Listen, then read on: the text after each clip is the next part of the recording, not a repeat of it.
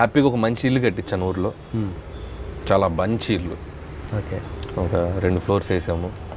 హ్యాపీగా ఇంట్లో ఇద్దరు, మా అమ్మ నాన్నగారు వీకెండ్స్ వస్తే మంచి సరదాగా సినిమాకి వెళ్తారు. ఓకే. మా అమ్మగారు పూజలు చేసుకుంటూ, మా నాన్నగారు ఊర్లో చిన్న చిన్న పనులు చేసుకుంటూ హ్యాపీగా ఎంజాయ్ చేస్తున్నారు. మంచి మంచి ఇన్వెస్ట్మెంట్స్ ఏమైనా ఉంటే ఆయనే ప్లాన్ చేస్తుంటారు అక్కడ నుంచి.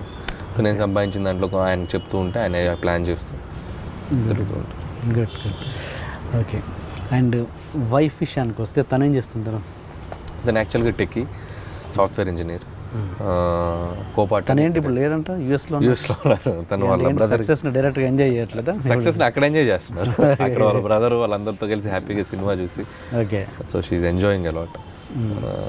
యాక్చువల్గా ఉండాల్సిందే, అనుకోకుండా లాస్ట్ మంత్ వెళ్ళింది. సో మళ్ళీ వస్తుంది నెలాఖరికి బ్యాక్.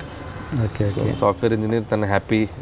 పాప తన స్కూల్కి దింపడం, తన ఆఫీస్కి వెళ్ళటం, స్కూల్కి రావడం, నాకు స్కూల్ నుంచి పాపని తీసుకురావడం, నాకు వండి పెట్టడం.